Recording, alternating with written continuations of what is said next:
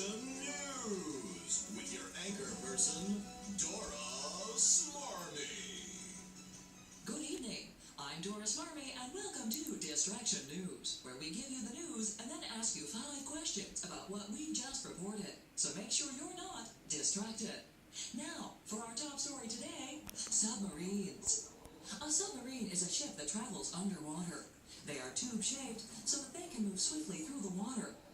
Early subs had to surface every few hours to get air for the crew and for the engines.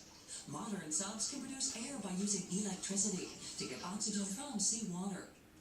When the crew wants to make the submarine dive, the ballast tanks at the rear and the front are flooded with seawater, giving the sub weight and allowing it to sink. Then, the diving fins are tilted down.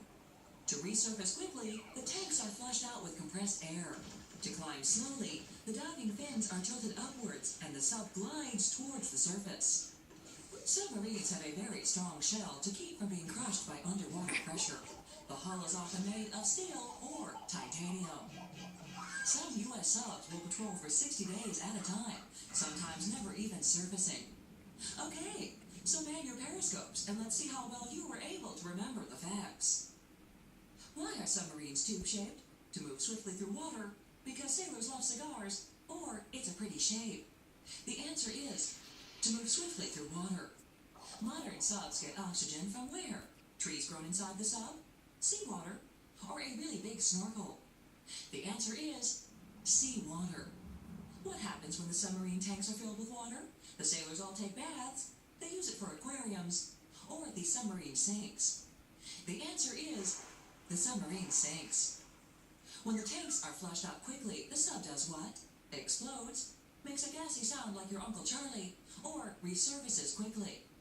The correct answer is resurfaces quickly. And finally, why do submarines have a strong shell? To keep fish out? To protect its soft, chewy center?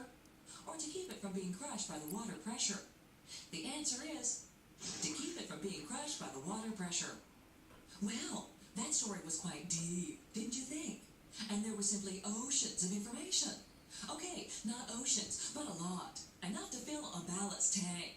Anyway, I guess that's all the time we have for today, but remember, don't ever let anything distract you from watching Distraction News. So long. This has been Distraction News with your favorite cardboard cutout anchor person, Dora Smarmy.